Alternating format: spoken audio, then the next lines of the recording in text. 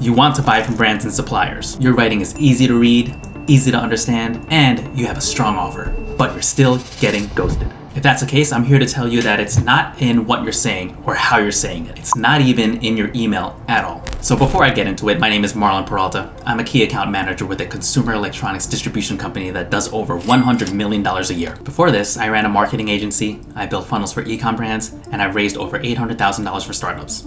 And the skill that I used over and over again was cold outreach. So I'm fairly confident I can speak on how you can get your compelling message in front of the right people so that you can pitch on why they should work with you. The two biggest mistakes in an Amazon business's outreach strategy usually falls into two buckets. Number one, communication. That's who to target and what to say. Number two is positioning. Today, we're gonna talk about positioning. And then at the end of the video, I'm gonna give you a few action items that'll help you book meetings with suppliers. I've sent over 20,000 emails to distributors, retailers, and other suppliers in the last year. And because of that, I was able to get on the phone with hundreds of them. I've learned that people are not gonna get on the phone with just anybody.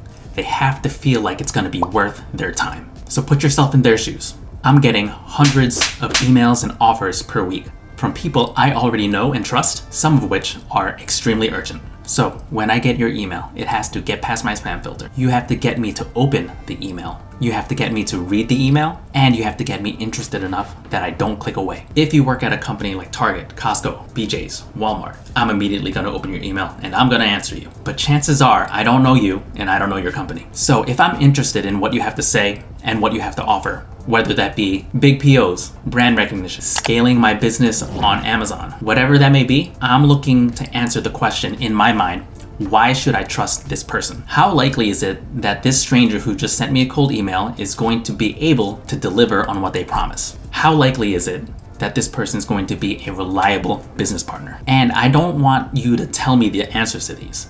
I want to find them out myself. So I'm going to look at a couple things. First, I'm going to see if there are any links in your signature, and I'm going to click on them. And hopefully it's going to take me to your website. If you don't have any links in your signature, I'm going to take the end of your domain, copy and paste it onto my address bar, and again, visit your website. And what do I find there?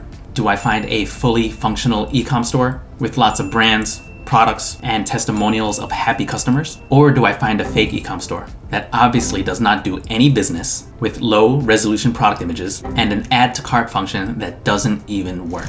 Or am I gonna find an invalid 404 page?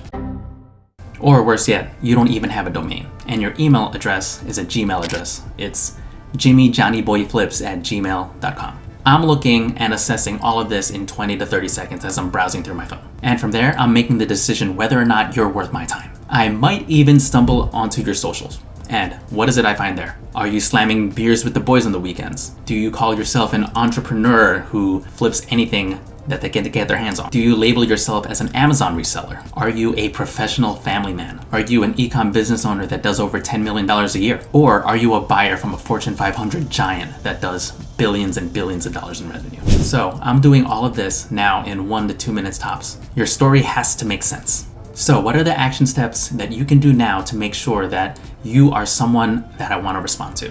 Number one, position yourself as a business owner, not a reseller. Number two, get a domain for $12 a month. Number three, build a professional website. And lastly, clean up your socials. Now you're probably wondering, does this actually help? In Q1 of this year, the email campaigns that I ran had anywhere from a 12 to 15% reply rate. Not bad. In this example, you can see that 88 people replied out of 724 people that I contacted. In Q2 of this year, I did something a little bit different. I made a landing page for myself, and I made a lot of changes to my LinkedIn profile. All of this to make it more attractive to the ideal person I wanted to work with. And if you look here, out of the 525 people I contacted, 126 people responded. That's a 24% reply rate. Almost double that I got from my last example. There may have been other factors at play, like the list I built, or the timing of the year. But I do believe that the way I positioned myself and the way I positioned the company played a big role in the response rate and the improved results. So if you want to improve your reply rate and make sure that the things that you're saying are more believable, follow the action steps that I just outlined. And make sure you connect with me on LinkedIn and subscribe for more.